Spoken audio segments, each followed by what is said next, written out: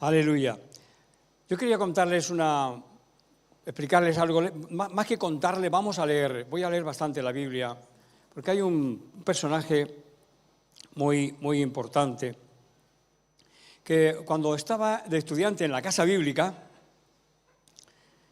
bueno, y en otro lugar también me pasó, uno de los profesores pues estaba diciendo, o comentaba en la clase de José, que José debía ser una persona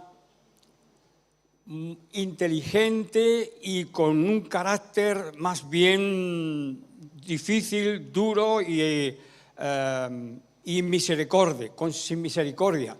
Porque para dirigir o gobernar un imperio, estamos hablando de José, de la Biblia, de Génesis 37, ¿sí? Para gobernar un país y entrar en política no se puede ser una persona simplemente sencilla y buenote, ¿sí? Sino que debía ser una persona que debía tener cierta inteligencia y cierta perversión o cierta, cierto carácter malévolo, ¿sí? Porque tratando en política no se puede ser así, de esa forma tan sencilla como parecía o como nos refleja en la Biblia que es José.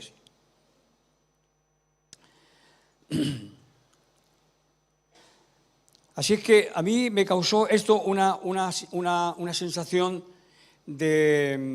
como de frustración, porque para mí José era una persona encantadora, un soñador, interpretador de sueños, y que hizo una gran obra en Egipto, etcétera, etcétera. Entonces, pensar que José obraba con malas intenciones, que era suspicaz y que era, tal como dice Nietzsche, que la inteligencia es congénita a los perversos. Y digo, yo no veo perversión en José, yo veo una persona encantadora en José. Y lo que veo en José es que Dios lo bendijo a pesar de ser un joven y noble y como desenfadado, como tontito, ¿vale? Pues Dios bendice a los que son ingenuos. Dios bendice a los ingenuos que están carentes de maldad, ¿sí? Y a pesar de que otros pueden ser más inteligentes, más preparados, más sagaces, más informados, y estén ahí en la bolsa tratando de ver por dónde van los movimientos en la bolsa, porque conocen de todo y se informan de todo y investigan de todo, a veces meten el dinero donde no deben y el tontito hace las cosas como Dios le dice y le sale bien. Y le sale bien. Así pasaba con la vida de David, ¿sí? El rey Saúl le tendía trampas. Fíjense la vida de David. Cuando van a su casa para elegir rey, porque Dios había dicho a Saúl que iba a elegir rey de la casa de Isaí, a David ni lo invitan a la mesa. Y el profeta dice, ¿estos son todos tus hijos? Pues en realidad no. Hay uno por ahí que está cuidando las ovejas. Pues llámale, porque de cierto que si no viene este, aquí no nos sentamos a la mesa hasta que no venga, porque entonces si no hay otro, ese seguro que es el ungido de Dios, ese es el que ha elegido Dios. No contaban con él. No lo llamaron ni a comer. Al pobrecito, cuidando las ovejas, allá en la soledad de los campos, cuidando las ovejas, Dios ya lo había visto allí. A veces no te sientes también así, solo, sola, que pareciera que nadie pone la mirada en ti, que pareciera que estás, como decía se usa mucho en Argentina esto, ¿no? Meado de los perros, que estás ahí olvidado de todos.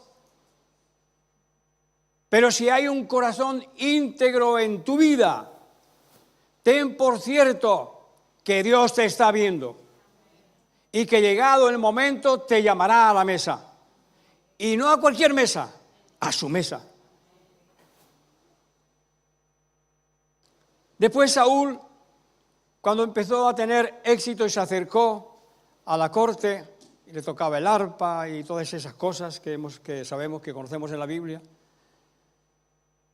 empezó a tener celos de él y lo mandó al frente a pelear con el fin de que lo mataran. Y lo mandó a pelear sin causa.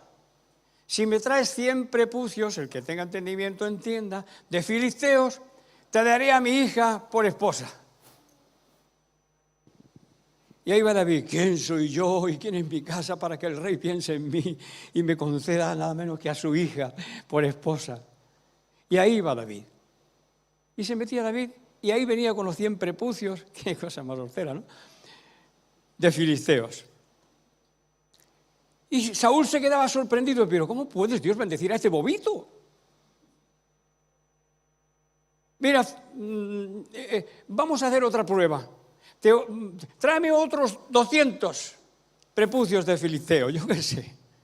Y ahí va David, intrépido él, y otros tantos prepucios de filisteo. Y Saúl, y él diciendo todavía, le estaban tendiendo trampas para que cayera en ellas, le estaban tendiendo trampas para aniquilarlo, le estaban tendiendo trampas para sacárselo de en medio, para que Saúl no tuviera un contrincante, no tuviera competencia. Se lo estaban intentando sacar del medio y él todavía: ay, ¿quién soy yo y quién es mi casa? Yo no me merezco esto, yo no me merezco estar en la corte del rey. Venga, anda, bobito, tira, date filisteo, que nos tenemos que cargar a todos. Vete tú solito con 4, con un pequeño batallón ahí, dale. Y ahí venía David otra vez victorioso. Y Saúl dice: pero Dios mío, pero ¿cómo puede ser que este imbécil, Dios le libre de todas? ¿Cómo puede ser? Y él era inocente a todo eso que estaba pasando. No entendía bien lo que estaba pasando. Voy a dejar la tablet porque no entendía bien lo que estaba pasando. Pero Dios le guardaba. Pero después escribe: trampas tendieron a mis pies y ellos cayeron en ellas. Y cuando uno tiene un corazón limpio y honesto delante de Dios, aunque parezca el más tontito y la más tontita,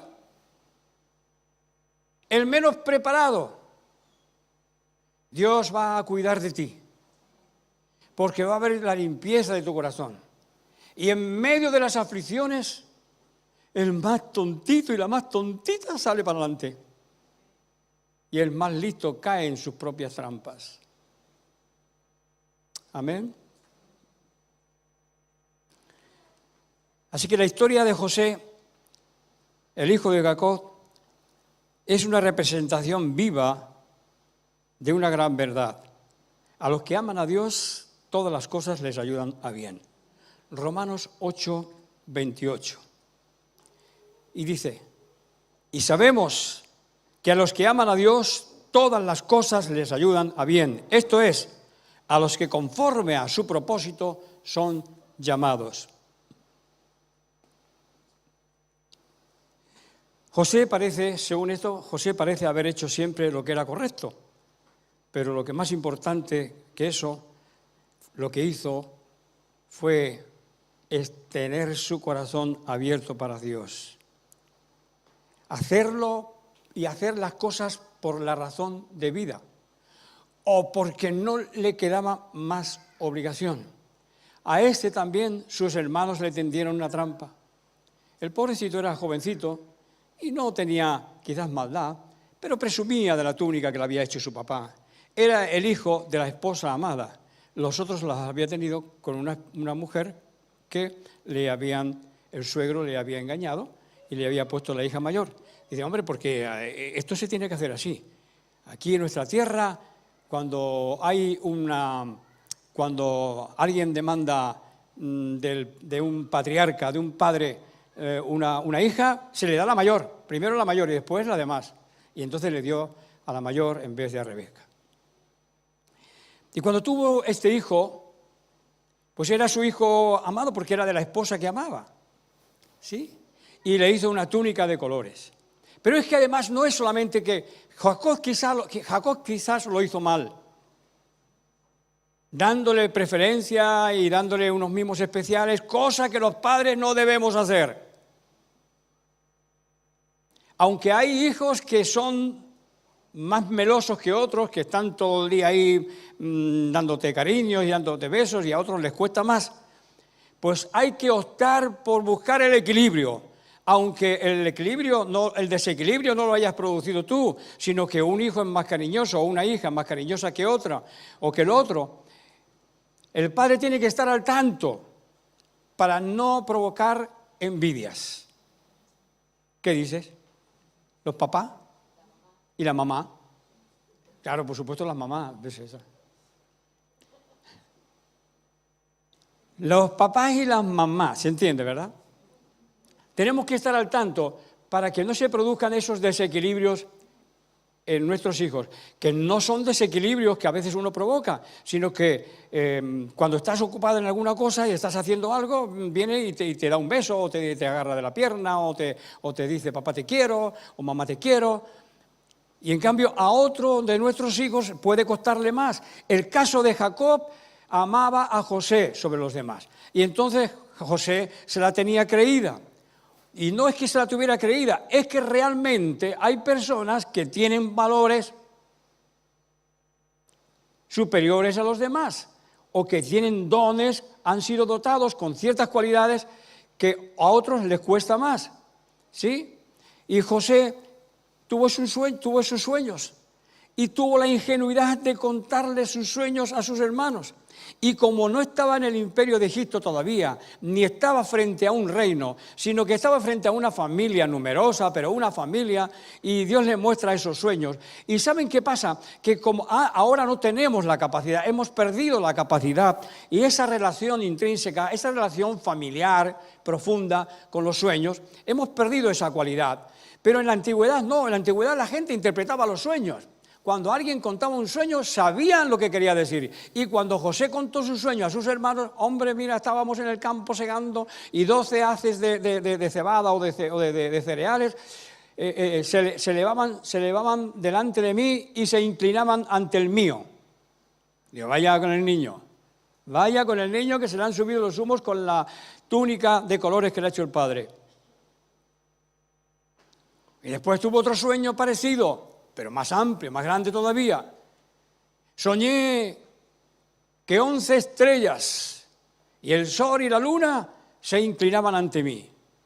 El padre interpretó el sueño y le dijo, pero niño, ¿qué es esto? ¿Qué es esto? Por Dios, te estás volviendo rayado. Te voy a quitar la túnica de colores, ya no la llevas más, porque te están leyendo la olla. Te la estás creyendo demasiado. ¿Pero qué es esto? ¿Que tu papá y tu mamá también vamos a inclinarnos delante de ti? Porque esto entendieron el sueño perfectamente. El sol representa al padre, la luna representa a la fémina. El sol representa a lo masculino, la luna representa a la fémina. ¿Sí? Y lo entendieron. Hoy este niño... Rebeca, me parece que le estamos dando demasiado... Raquel, me parece que le estamos dando demasiado, ¿cómo es? Demasiados mimos, demasiada atención a este niño. Se nos está yendo de madre. Así que los hermanos le tenían envidia y decidieron matarlo. Después se arrepintieron y dijeron, mejor venderlo. Lo vendieron a los madianitas. Todo lo que nos acontece... Aquellos que aman a Dios, esto es, a los que conforme a su propósito son llamados. Y los sueños de José, en los sueños de José había un propósito, un llamado que él no entendía, ni tampoco lo entendían sus padres por más que se lo explicara, porque sonaba a pedantería y sonaba a algo que no era posible en una familia patriarcal. Que el padre y la madre se inclinaran y adoraran al hijo. No era normal. ni que tampoco los demás hermanos mayores que él se inclinaran y adoraran o reverenciaran al más pequeño. No era normal, pero había algo que era de Dios en ese sueño, en esa visión. Así que cuando los hermanos lo vieron, dijeron, pero ahí viene el tontito este, ahí viene el creído este. Vamos a ver, vamos a agarrarlo, vamos a matarlos y a ver qué será de sus sueños. Y cuando Dios ha determinado una cosa, hagan lo que hagan contigo, van a contribuir, el mal que hagan y las trampas que te tiendan, van a contribuir para que el sueño de Dios, para que el plan de Dios sobre tu vida se realice. Así que tengamos por sumo gozo, como hemos leído aquí, o hemos cantado aquí, o nos han leído Priscila, ¿sí? Tengamos por sumo gozo cuando seamos o pasemos por distintas o diferentes pruebas. Porque en medio de las pruebas y de las dificultades, Dios está queriendo tratar nuestras vidas para formar una identidad nueva y para realizar su propósito en nosotros. Y si estamos siempre como nos gustaría estar, pues a lo mejor el propósito de Dios no se realiza. Pero si caemos en las manos de Dios, entraremos a veces donde no queremos y entraremos en situaciones que no habíamos previsto, entraremos en dificultades y situaciones que no esperábamos, pero en las que tenemos que poner por delante el amor y el afecto a Dios y la confianza en Dios, sabiendo que de todas ellas Dios nos librará. Amén. Así que José parecía que había hecho lo correcto, pero no estaba haciendo lo correcto. Estaba siendo inocente. Era un joven antes de estar en la cárcel. Y el panadero tuvo el sueño también. A cabo de 3 días, pasa el otro, ¿sí? Pero lo estoy repitiendo de memoria. El panadero también, viendo que había tenido un sueño que había sido de bendición y de buen augurio para el copero, el panadero también quiso que le interpretaran su sueño. Y viendo el jefe de los panaderos que había interpretado para bien, dijo a José, también yo soñé que veía 3 canastillos blancos sobre mi cabeza, ¿sí? Y en el castillo más alto había de toda clase de manjares de pastelería para Faraón, y las aves las comían del canastillo de sobre mi cabeza, ¿sí? Entonces respondió y dijo José, esta es su interpretación, los 3 canastillos 3 días son. Al cabo de 3 días quitará Faraón tu cabeza de sobre ti y te hará colgar en la horca, y las aves comerán tu carne de sobre ti. Tela. El ánimo que le dio al otro, ¿no? Y entonces le dijo al que le había interpretado el sueño y era bueno, le dijo, cuando estés delante de Faraón, acuérdate de mí. José se dio cuenta que tenía una posibilidad delante de Faraón, de que si este hombre llegaba a Faraón y le contaba los sueños, él sabía la importancia que tenían los sueños y lo que le preocupaban a la gente los sueños, y que no era fácil la interpretación de los sueños, y sabía que Faraón posiblemente tuviera algún sueño, alguna cosa que le inquietara, y cuando suceda eso, acuérdate de mí que te profeticé bien, acuérdame de ti que te interpreté bien tu sueño, ¿sí? Y Faraón se acordó, y él se acordó, cuando Faraón tuvo su sueño de las 7 vacas flacas y las 7 vacas gordas, y el sueño de las 7 espigas flacas y las 7 espigas gordas y las 7 espigas flacas, se acordó de José que estaba en la cárcel y le dijo, hay en la cárcel una persona que puede interpretar tu sueño. Cuando fue llamado delante de Faraón le dijo, me han dicho que tú interpretas sueños. No, Señor, no soy yo el que interpreta los sueños, pero Dios que está en los cielos, Él revela el significado de los sueños. Cuente Faraón su sueño. Y contó su sueño y le fue interpretado. A partir de ahí, pásame algunas diapositivas.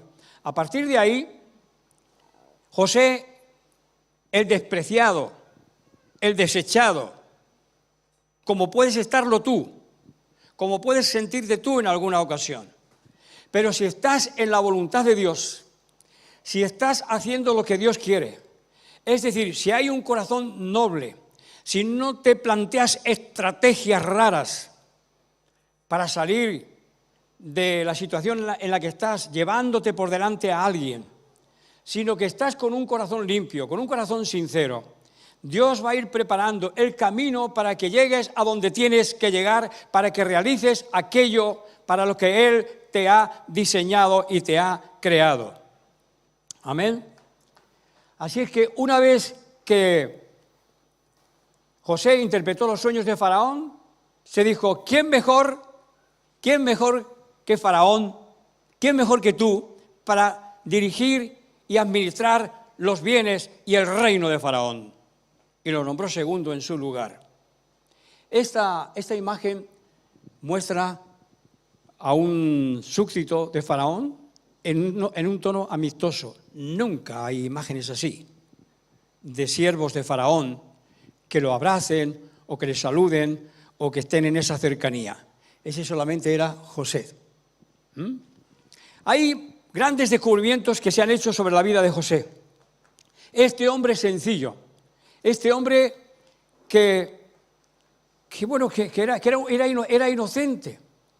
Dice, sed sencillos como paloma y astutos como serpiente, o sed astutos como serpiente, sed astutos como serpientes y sencillos como palomas. Es un mandamiento que el Señor Jesús nos da, ¿sí? Para que aprendamos a ser inteligentes sin ser perversos. Muy bien. José fue elevado a una categoría de administrador del imperio egipcio, de una forma prácticamente total. El faraón no tenía prácticamente más nada que hacer. Él era el que administraba y dirigía. Pero las obras, pasa a la siguiente diapositiva, las obras que hizo José, se habla muy poco de este hombre. Aún en las Escrituras tenemos muy pocas referencias. Los descubrimientos que se están haciendo en Egipto están demostrando la grandeza de la obra que hizo este hombre en Egipto, ¿sí? Hay un oasis, mal llamado oasis, en Egipto, que les llaman el oasis de Al-Fayum, y hay un lago que todavía tiene agua y todavía se alimenta y se nutre por el canal que construyó José. José, viendo que venían los años de sequía, ¿qué quiere decir? Que ser sencillo, ser limpio, ser honesto, no significa tampoco ser tonto. David era una persona sencilla, abierta, confiada, se confiaba en los amigos, pero no era tonto. Era un hombre que tenía astucia para la guerra, era un estratega militar, pero es que al mismo tiempo era un músico excelente y un compositor y un poeta. Pero esto, ¿dónde se ha visto? El que se convierte en un militar y está con la cabeza llena de fusiles y de bombas y de fuerza y de valor. Se le escapa la sensibilidad de componer poemas y componer música.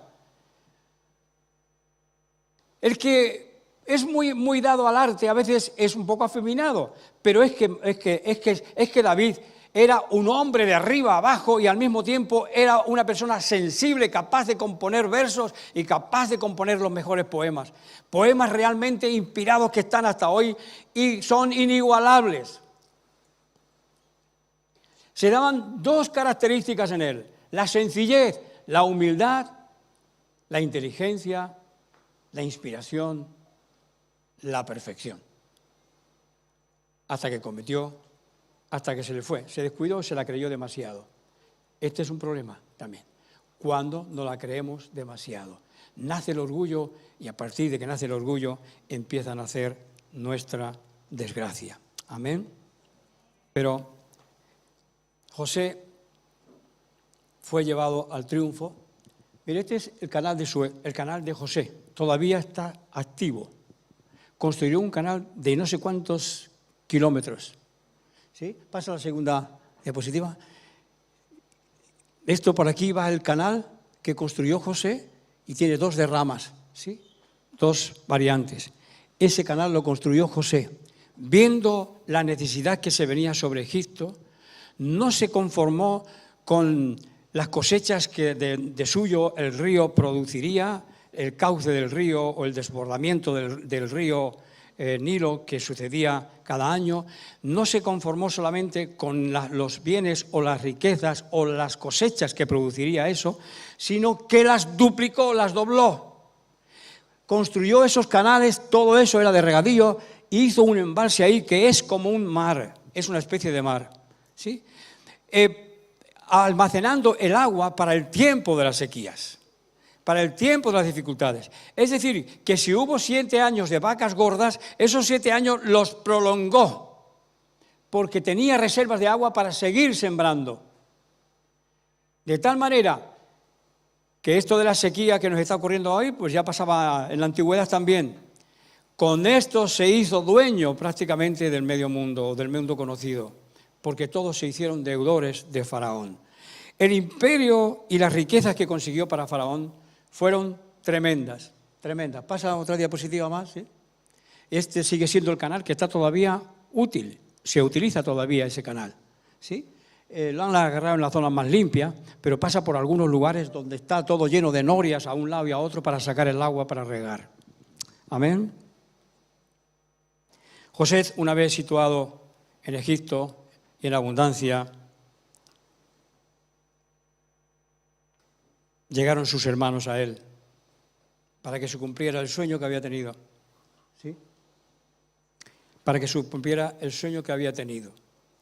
Estoy estropeando una presentación que tenía muy buena para mostrar la obra magnánima que hizo José en Egipto. No solamente hizo el canal de riego y aumentó el regadío, dobló, digamos, la capacidad de tierras de regadío en Egipto, sino que además construyó unos silos subterráneos que se comunicaban unos con otros. Y había un silo central donde sacaban el grano de él, y todos los silos adyacentes iban vertiendo el trigo, iban de una forma natural, por un sistema de ingeniería que él diseñó o que ellos diseñaron, iba cayendo siempre el trigo a ese silo.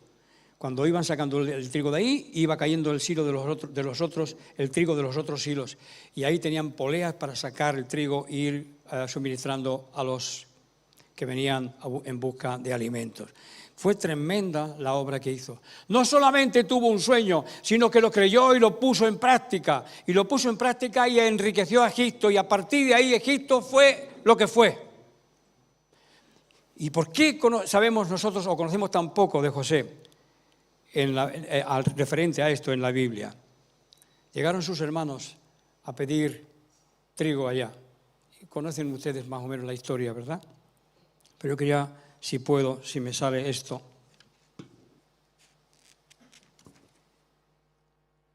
Génesis 42, 24 al 25 dice: se apartó José de ellos y lloró. Cuando José recibió a sus hermanos, ellos no le conocieron, pero él preguntó por su hermano Benjamín, sabía que tenía un hermano más pequeño, preguntó por su hermano, trató con ellos, les preguntó cosas que él ya sabía, pero ellos no le conocían. Y llegó un momento que se apartó de ellos y lloró. Se enjugó las lágrimas y volvió a salir. Y después volvió a ellos y les habló y tomó de entre ellos a Simeón y lo aprisionó a vista de todos de ellos. Después mandó José que llenaran sus sacos de trigo y devolviesen el dinero de cada uno de ellos, poniéndolo en su saco, y les diesen como de comida para el camino, y así se hizo con ellos. O sea, no solamente les llenó los sacos de trigo, sino que también les dio comida para el camino. Y ellos respondieron, el dinero, le puso el dinero dentro de los sacos. Ellos se sintieron asustados porque les había entregado el dinero de vuelta. Y ellos respondieron, bien va, cuando le preguntó cuando le volvieron a preguntar por su padre, les dijo, ¿cómo va mi padre? Dice, y ellos dijeron, bien va a tu siervo, nuestro padre, aún vive. Y se inclinaron e hicieron reverencia. Sí. Y no podía ya José contenerse delante de todos los que estaban al lado suyo y clamó, haced salir de mi presencia a todos. Y no quedó nadie con él al darse a conocer José a sus hermanos. Entonces se dio a llorar a gritos, empezó a llorar a gritos. Y oyeron los egipcios y oyó también la casa de Faraón los gritos de José. Y dijo José a sus hermanos, yo soy José, ¿vive aún mi padre? Y sus hermanos no pudieron responderle porque estaban turbados delante de él. Entonces dijo José a sus hermanos, acercaos ahora a mí. Y ellos se acercaron. Y él dijo, yo soy José, vuestro hermano, al que vendisteis en Egipto. Ahora pues, no os entristezcáis ni os pese de haberme vendido acá, porque para preservación de vidas me envió Dios delante de vosotros. Pues ya ha habido 2 años de hambre en medio de la tierra y aún quedan 5 años, en los cuales ni habrá arada ni siega. Y Dios me envió delante de vosotros para preservaros por posteridad sobre la tierra y para daros vida por medio de gran liberación. Fíjense que no acusa a sus hermanos. Esa es una de las cosas del alma grande, del alma limpia. No acusa a sus hermanos. Digo, no os entristezcáis, ni os pese haberme vendido acá, porque para preservación de vida me envió Dios delante de vosotros. Es decir, todo lo que vosotros hicisteis estaba dentro del plan de Dios. Todo lo que vosotros habéis hecho estaba dentro del plan de Dios. Era Dios, no erais vosotros, era Dios el que estaba preparando todo esto, haciendo todo esto, para preparar el tiempo del cumplimiento de este sueño, en el que ahora venís a postraros, a buscar, a solicitar ayuda a vuestro hermano. Así pues, no me enviasteis acá vosotros, sino Dios que me ha puesto por padre de Faraón y por señor de toda su casa y por gobernador en la tierra de Egipto. Fíjense lo que dice aquí, Dios me ha puesto por padre de Faraón. Parece ser que José sobrevivió a 3 faraones y posiblemente el que tuvo el sueño fue el padre de este, ¿sí? Y a través de este, 7 años de vacas gordas, posiblemente las viviera el padre, y los 7 años de vacas flacas le tocara vivir al hijo. Dice, me ha puesto por padre de Faraón, y por señor de toda su casa, y por gobernador en toda la tierra de Egipto. Daos prisa, id a mi padre y decidle, así dice tu hijo José, Dios me ha puesto por señor de Egipto, ven a mí, no te detengas. Habitarás en la tierra de Gosén y estarás cerca de mí, tú y tus hijos y los hijos de tus hijos, tus ganados y tus vacas y todo lo que tienes. Y allí te alimentaré, pues aún quedan 5 años de hambre, para que no perezcas de pobreza tú y tu casa y todo lo que tienes. He aquí vuestros ojos ven y los ojos de mi hermano Benjamín, que mi boca os habla. Sí. Haréis pues saber a mi padre toda mi gloria en Egipto y todo lo que habéis visto, y daos prisa y traed a mi padre acá. Y se echó sobre el cuello de Benjamín su hermano y lloró. Benjamín también lloró sobre su cuello. Y besó a todos sus hermanos y lloró sobre ellos, y después de sus hermanos hablaron con él. Y se oyó la noticia en la casa de Faraón diciendo, los hermanos de José han venido, y esto agradó a los ojos de Faraón y de sus siervos. Y ellos le contaron todas las palabras de José que les había hablado, y viendo Jacob los carros que José enviaba para llevarlo, su espíritu se revivió. Entonces dijo Israel, basta, José mi hijo vive, todavía iré y le veré antes que yo muera. ¿Se dan cuenta lo que es un verdadero hermano? ¿Se dan cuenta del ejemplo que nos da José aquí? que a veces entre las rencillas entre hermanos nos acusamos y no sabemos perdonar, no sabemos olvidar. ¿Sabes cómo llamó José a su primer hijo, a su primogénito? Olvido. Cuando llegó a Egipto y tuvo su primer hijo, dijo, voy a olvidar lo que me han hecho mis hermanos. Voy a olvidar el pasado, porque algo nuevo Dios tiene para mí aquí. ¿Y saben cómo llamó a su segundo hijo? Efraín. ¿Y sabe lo que quiere decir? Rama fructífera. Porque he olvidado, porque he perdonado, porque me extiendo a lo que Dios tiene por delante, porque no me quedo regodeándome en el rencor y en las envidias, o en los celos, o en la venganza, porque no me quedo ahí, porque olvido, Dios me fructifica. Y Dios le fructificó y le hizo próspero, tan próspero en Egipto, que no hubo nunca otra prosperidad semejante en toda la tierra de Egipto. Amén. Ahora, esto no se queda solamente ahí. Los hermanos se sienten halagados, se sienten bien, se sienten bendecidos por la bendición económica y porque José no les guarda rencor, los trata como a verdaderos hermanos, no se acuerda del pasado, no se acuerda de lo mal que le hicieron, y entonces contentos. Ahora, en el Génesis 50, 12, 21, viendo los hermanos de José, ahora murió el padre, ¿sí? Jacob, y viendo los hermanos de José que su padre era muerto, dijeron, quizá nos aborrecerá José y nos dará el pago de todo el mal que hicimos. Fíjense, en dos ocasiones, llega la primera vez, cuando ve que son sus hermanos y le está tendiéndole esas trampas para que al final venga Benjamín, su hermano menor, y entra en su habitación y llora con clamor, se seca las lágrimas y vuelve a sus hermanos. En la segunda venida, otra vez los ve y vuelve a llorar, se retira afuera, los deja solos. Digo, ¿qué pasará con este? ¿Qué estará haciendo ahora? Y estaba llorando a gran voz, clamando a gran voz, llorando. Se vuelve a secar las lágrimas y sale otra vez a bendecir a sus hermanos. Vuelven otra vez y les da de comer, los sienta a la mesa con ellos. Y cuando está con ellos otra vez, cuando está con todos sus hermanos y están los siervos de Faraón, los siervos que él tenía en el reino para atenderlo a sus hermanos y darles de comer y prepararles la comida, grita y les dice, salgan todos fuera de aquí. Y cuando salieron todos fuera de allí, delante de sus hermanos, llora a gran voz, con gritos, con dolor, grita delante de ellos. Se está cumpliendo el sueño, pero se está cumpliendo el sueño no de la manera que yo pensaba, no de la manera que ellos pensaban. Los sueños de Dios se cumplen a veces por caminos torcidos,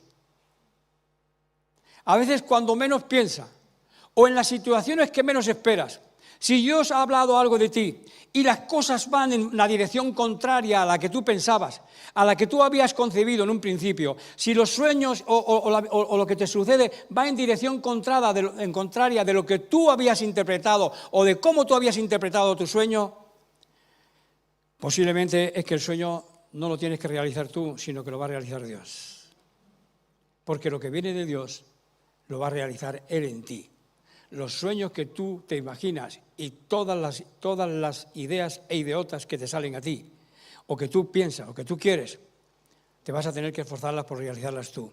Y al final, a lo mejor dirás, ¿y para qué? Pero cuando es el sueño de Dios, cuando es lo que Dios ha inspirado en tu interior, y Él lo cumple, por fin se cumplió. Por fin se cumplió. Pero te puedo decir que ya no te quedan ganas de ser orgulloso, orgullosa. Ya no te quedan fuerzas para el orgullo, ya no te quedan fuerzas para la vanidad, ya solamente te quedan fuerzas para dar gracias a Dios y decir, Dios, ¿cómo se ha cumplido esto? Pero de qué manera tan extraña, tan compleja, tan difícil, pero tan real se ha cumplido. Ahora tengo aquí a mis hermanos, llenos de necesidad, humillados delante de mí, pero Él los abrazó. Él los abrazó en medio del llanto. Lo escucharon hasta en la casa de Faraón los gritos que pegaba.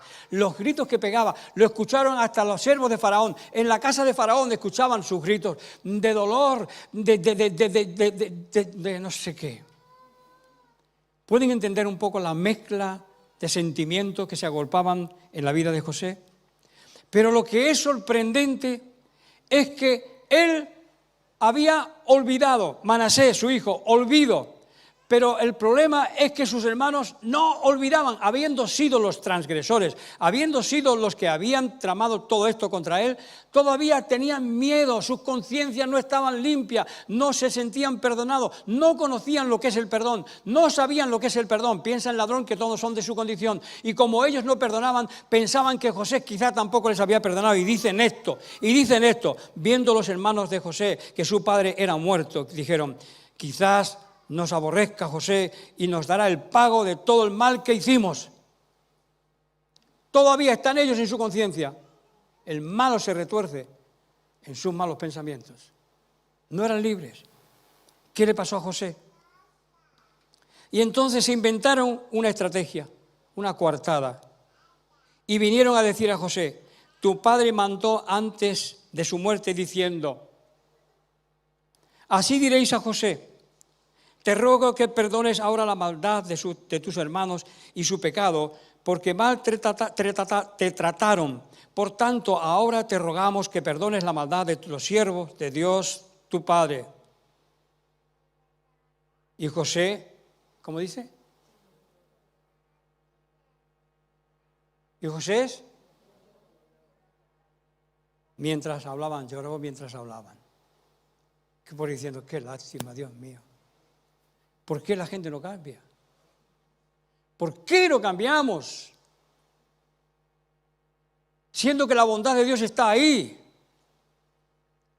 Siendo que la bondad de Dios estaba siendo generosa con ellos. Su propio hermano no les guardaba rencor. Lo había demostrado en 3 ocasiones. Lo demostró trayendo a su padre, trayendo a sus hermanos, trayéndolos a Egipto, dándole tierras en Egipto. Lo había demostrado de 40.000 maneras, pero no solamente de palabras, sino con los hechos. Había demostrado que les había perdonado y que los estaba bendiciendo. ¿Qué hay? ¿Qué pasa en el corazón a veces de nuestros o de algunos de nuestros hermanos que a veces no somos capaces de perdonar, no somos capaces de olvidar? Y todavía, en este momento, cuando el padre ha muerto, dice, ahora, mientras que el padre ha estado aquí, se ha guardado, ¿verdad? Se ha cuidado de no hacernos mal, se ha cuidado de no vengarse de nosotros. Pero ahora que el papá ha muerto, por ahí se va a recordar todo el mal que le hicimos y va a tomar venganza. Hermanos, entre nosotros no debe ser así. El Señor Jesús no nos predica, no nos enseña esto, ¿sí? Perdonad y seréis perdonados, ¿sí? Padre nuestro que estás en los cielos, perdónanos nuestras ofensas, así como nosotros también perdonamos a los que nos ofenden. ¿Por qué nos cuesta tanto perdonar? ¿O por qué nos cuesta tanto olvidar? ¿Por qué hay tanta desconfianza? Cuando José había mostrado tanto afecto, tanto cariño, tanta generosidad para con ellos, trayéndolos, dándolos de comer, devolviéndoles el dinero que habían pagado por lo que habían comprado, por el trigo que habían comprado. ¿Por qué? Qué triste si a mí, mi hermano, después de haber hecho todo esto, me vienen con una excusa, con una coartada y diciendo, así diréis a José, te ruego que perdones ahora la maldad de tus hermanos y su pecado, porque mal te trataron. Por tanto, ahora te rogamos que perdones la maldad de los siervos de Dios, de tu Padre, del Dios de tu Padre. Y José lloró mientras ellos hablaban. Cuando escuchaba su argumento, su pobre argumento, cuando escuchaba su amargo argumento, cuando escuchaba su desconfiado argumento, cuando escuchaba la desconfianza que todavía tenían sobre él a pesar de lo que había hecho, lloró. Tantas veces lloró. Los valientes no lloran, solamente los cobardes. o los que son sensibles y que tienen capacidad para desarrollar actividades como las que desarrolló y obras magnánimas como las que desarrolló José en Egipto, tienen la capacidad de dirigir, de hacer, de crear, de guerrear, pero al mismo tiempo tienen la capacidad de ejercer misericordia. Ese llora. David lloraba mientras huía de Jerusalén, subiendo al monte de los Olivos. Lloraba porque su hijo se había rebelado contra él. ¿Sientes a veces que el dolor de otros te produce lágrimas? No te sientas avergonzado. Entiende que Dios ha puesto en ti un corazón sensible, pero no débil, sensible. Él llorando cuando sus hermanos hablaban, porque le daba tristeza de la dureza que había en el corazón de sus hermanos. ¿Cómo puede ser que año tras año, un corazón no cambie? ¿Saben por qué no cambia? Porque no hay amor sincero a Dios, porque no hay un corazón íntegro. Amén. Aleluya. Por eso David en el Salmo 51:5 dice: en pecado fui concebido, en pecado me concibió mi madre. Crea, oh Dios, en mí un corazón limpio, porque en pecado fue concebido. Nunca en el judaísmo la relación sexual matrimonial ha sido pecado. Nunca. Se está refiriendo a que lo tenían olvidado porque había nacido de una concubina. Había nacido del pecado. En pecado me concibió mi madre. Crea en mí, oh Dios, un corazón limpio, un corazón recto. Y espíritu noble me sustente. Y este era el espíritu que sustentaba a José. Un espíritu noble. Y tenemos que rogar a Dios con toda nuestra fuerza. Dios, Señor, crea en mí, Espíritu Santo de Dios, crea en mí un corazón noble. Un corazón noble, que haga las cosas con nobleza, con integridad. Y si me pagan mal, Dios me lo recompensará por otro lado. Amén. No te detengas porque alguien te recompensa o te paga mal por los favores que le haces. No te detengas. Sigue con ese corazón noble. Sigue con nobleza en tu corazón. Porque no va a ser Él el que te lo va a recompensar, sino va a ser Dios el que te va a recompensar por tu corazón noble.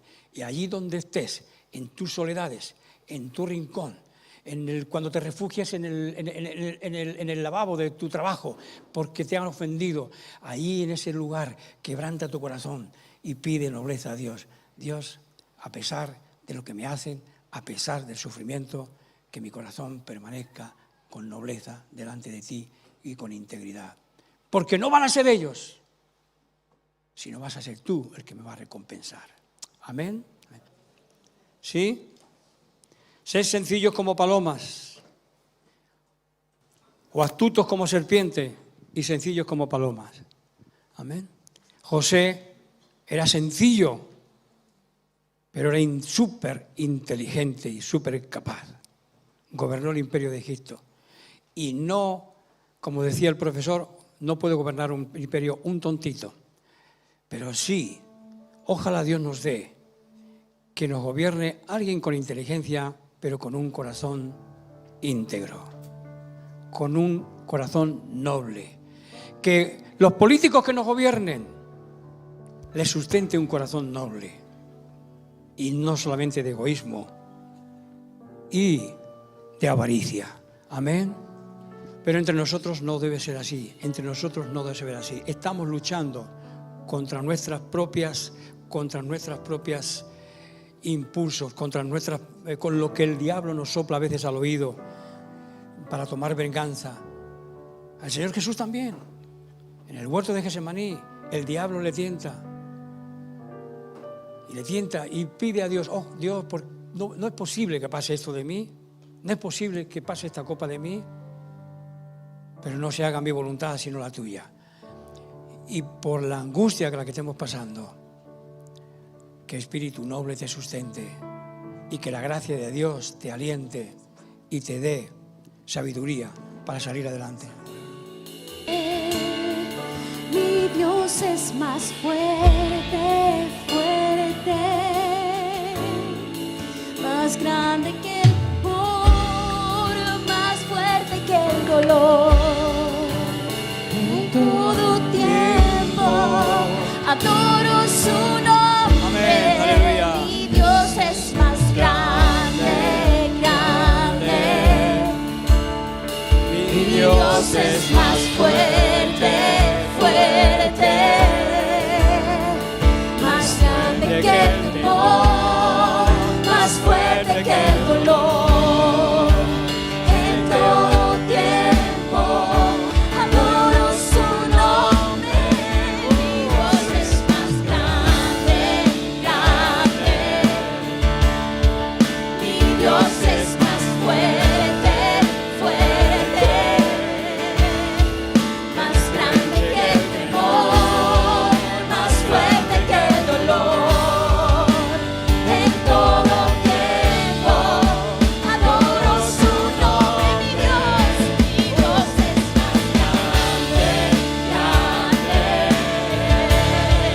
Mi Dios es más fuerte, fuerte,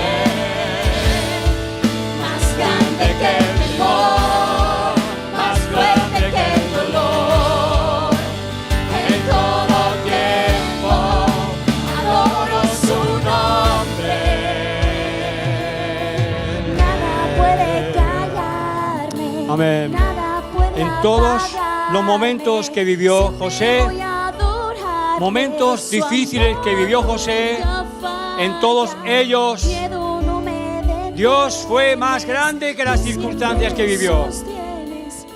En todos los momentos difíciles, cuando estaba en la cárcel, cuando fue maltratado por sus hermanos, cuando en cada situación de José, la paz de Dios, el amor de Dios fue más grande, lo ayudó a superar, lo ayudó a salir. El amor de Dios, la gracia de Dios puede convertir las adversidades y los problemas en bendición para nuestras vidas. Puede convertirlas. No te quejes solamente, busca la gracia de Dios para solventar las dificultades en las que te encuentras. Pide la gracia de Dios para ver cómo salir de ellas. Aleluya. No me detienes, Dios siempre me sostiene, su gozo me fortalece. Dios es más grande, nada puede apagarme, nada puede apagarme. Siempre voy a adorarle, su amor nunca falla. Miedo no me detienes, Dios siempre me sostiene. Su gozo me fortalece, y Dios nunca miedo no me detienes, Dios siempre me sostiene, su gozo me fortalece, y Dios es más grande. Miedo no me detienes, Dios siempre me sostiene, su gozo me fortalece, Dios es más grande. Piensa, aplaude fuerte. Aleluya. No sé si he podido transmitir mi mensaje porque se me ha traspapelado todo. No sé si he podido transmitir mi mensaje bien, pero una cosa es segura: Dios es más grande y está por encima de tus dificultades. Y en cada una de ellas, Dios te está preparando y te está haciendo mejor, más fuerte y mejor calidad de persona. Si te sustenta el Espíritu de Dios, si te sustenta ese espíritu noble. Lo cantamos una vez más y terminamos. ¡Aleluya! Dios es más grande, grande. Mi Dios es más fuerte, fuerte. Aleluya, más grande que el temor.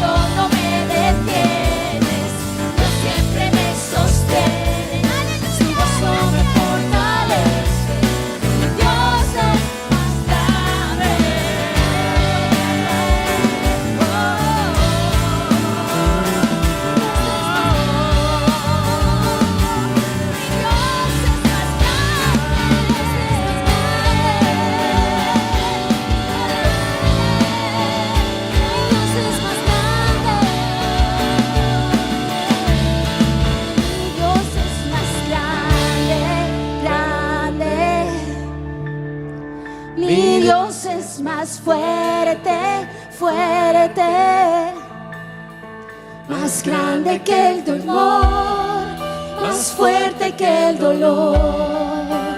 En todo tiempo adoro su nombre. Mi Dios eres más grande, grande.